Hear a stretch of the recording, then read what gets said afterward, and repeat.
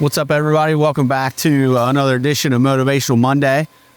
Before we get into what we're going to talk about today, I want to make just one more statement. Again, I've said this a lot, but you do not have to believe to belong here.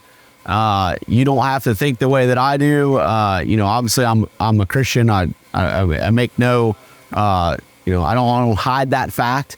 But if you're not, I believe that you can still get something from this, because just the power of positive thought and the power of just thinking differently is so powerful. So that's what we want to challenge you to do is how to rework or reframe your mind to make you a powerful person.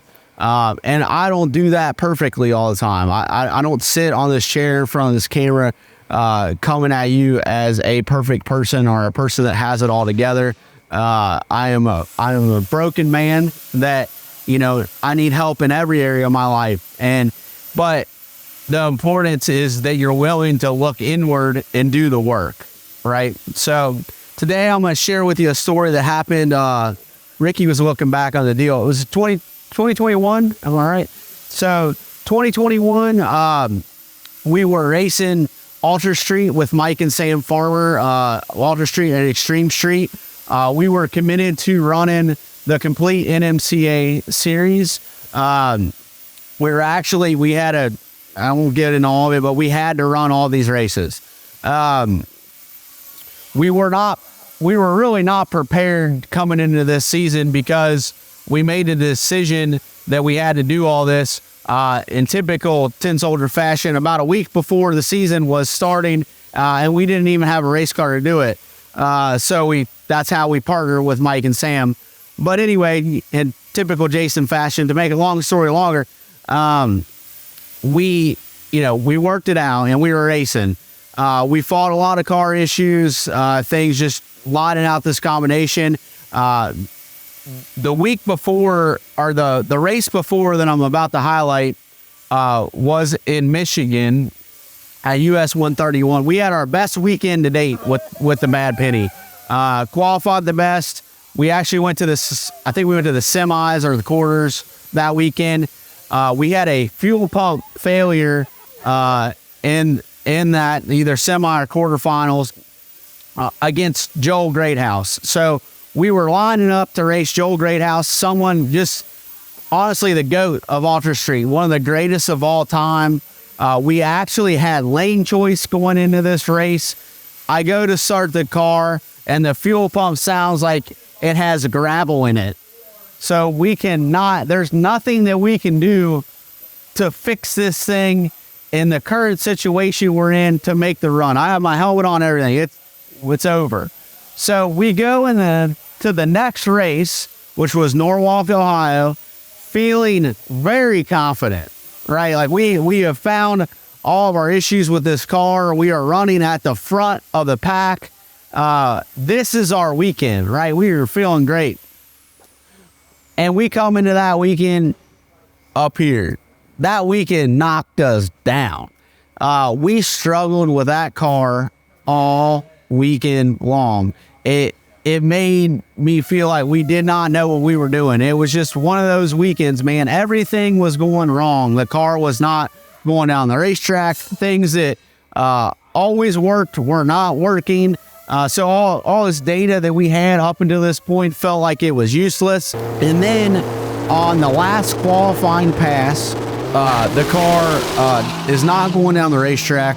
Typically, in a radial deal, you never would really see me pedal much because if you lose a tire, but just so happened a lot of people were struggling with the racetrack that weekend. So I pedaled the car to try to recoup it to get some sort of number on the board. We go through the traps at the end of the race, and it literally kicks a rod out the side of the block. So I'm down there. I get out of the car. I'm looking under. It's just a puddle of oil. Thankfully, the diaper caught most of that mess. It did not go on the track. It did its job. It didn't get underneath the car. None of that stuff. So I tell the boys when we get down there, like, dude, we hung a rod through this thing. So we're pushing the car back, and I'm kind of thinking and whatever, most people, you're going to think your weekend's done. Like, we just threw a rod through the thing that makes this thing go down the racetrack. So we get it back to the trailer. I hop out of the car. The boys are kind of assessing the situation. Brad's jacking the car up, taking the diaper off just to verify that there's a chunk of the block missing. And I get out of the car and I walk over. Cheeseburger and Dave are pitted right next to us. And Cheese comes and looks at me. He said, "Hey, is anybody on their way yet?"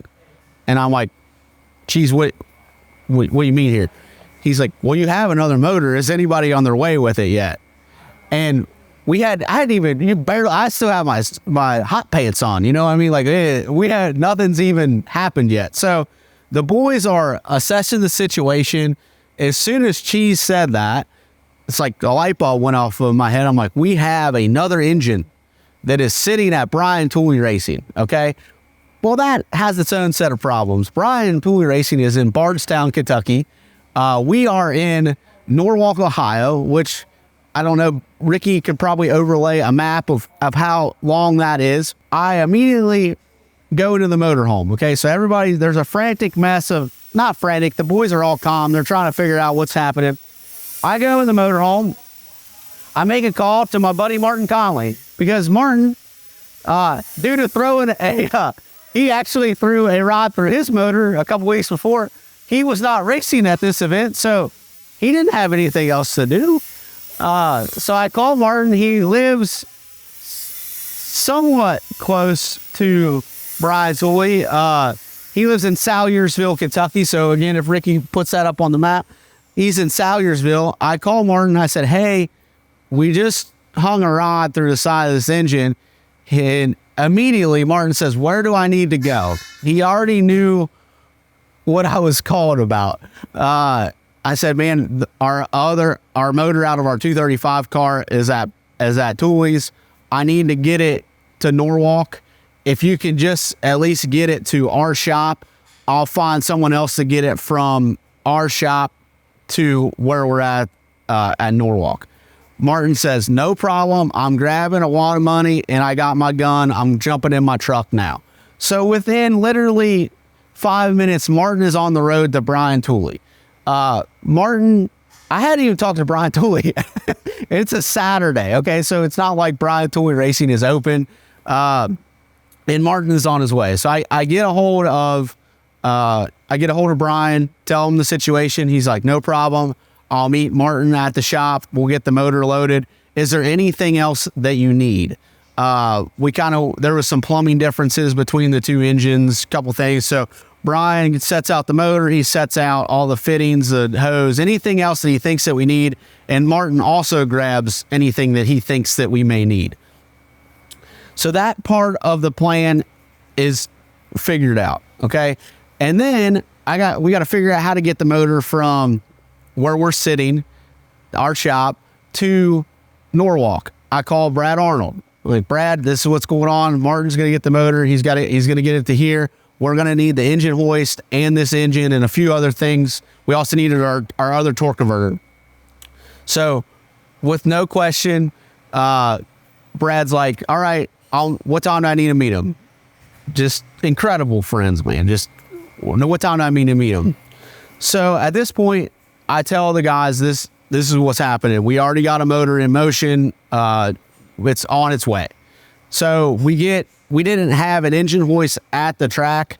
So we actually He-manned the motor out of the car with the push bar from the smart car. Actually, we had two push bars. So if you want to buy a TSR push bar kit, it can also be used as an engine hoist if you have no other choice, if you have a few strong young men.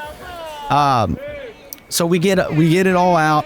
Brad Arnold gets to the racetrack at like 11 o'clock at night. First round is the next morning. So we immediately start working once Brad Arnold gets there. We worked until like 1 or 2 in the morning, got the engine fired up, and go into first round. Now, this story could end a lot cooler if we sucked less at this moment. But we go in the first round.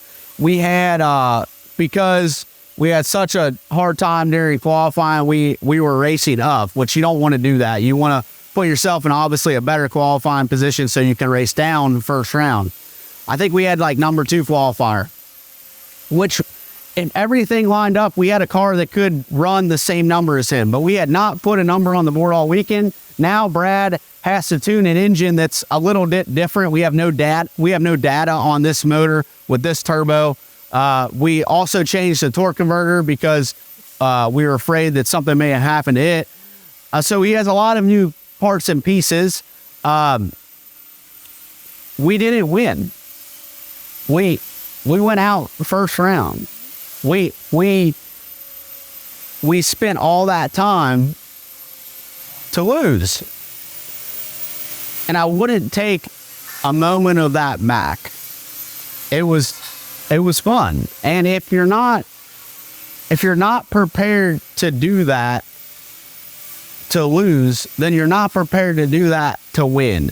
If you think that all of a sudden you're going to put all this effort in and you're automatically going to win, drag racing is not for you. Life's really not for you. You have to be prepared to put in all the effort and still lose, because that prepares you to put all the effort in and win. And there was a moment there that Cheese reminded me of when I stepped out of the race car. In life, I believe that people, you don't need to tell people what's wrong with them. They already know. Like, they already know what they're struggling with. They already know the shortcomings in their life. We don't need to point out that to them. They already know. Same with that engine. We already knew that motor was broken. There was no sense to sit around and talk about how broken our engine was. We could sit there and point at the rod hanging out of it. We could have sat there just talking about how, man, this sucks. This motor's not that old. This sucks. That wouldn't have done a dang thing to make that car run again. And in life, we do the same thing. Sometimes we get so enamored by our situation, and we just have a group of people that are sitting around this dumpster fire telling us that this sucks, this sucks, this sucks. Well, it does. Well, a lot of people never move from that. You just stay in that same mindset of this sucks, and you don't start making the calls, or you don't start putting the plan in place to rise above whatever the situation is. And there's a scripture, and I would challenge you to read the whole thing. This is in Romans 12, and it says this: do not conform any longer to the pattern of this world, but be transformed by the renewing of your mind. There is a real pattern in the world. There's a real pattern in the way that most people think. If you look at the very successful, the uber successful, the people that are making waves on this planet, they don't fall in the same pattern of thinking. They do not what does it say here?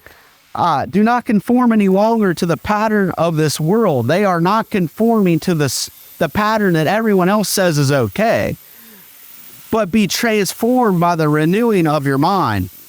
And that's the key, is that when things happen, when adversity happens, when the rod comes out the side of the block, you have to change your thinking from what everybody else would think and renew your mind very quickly to put yourself on a different course, a different trajectory, and a different path. You have to, the quicker that you can renew your mind from a situation, the faster you'll get out of it and the more successful you will be. So today, for this Motivational Monday, figure out for you how you do that. How do you go from rod hanging out the block to putting a plan in place to get a motor? How do you renew your mind? For me, to renew my mind, I go to this. I spend time with Jesus. I spend time with things that I believe brings power to me in my life. That may not be the same for you. That's okay. Figure out how to renew your mind so that you can break the patterns of this world and start a new pattern for you, your family, and the ones that are closest to you. We love you. I hope you get something from this. As always, like, share, subscribe. Have a good week, and I pray that you can take over the world. See ya.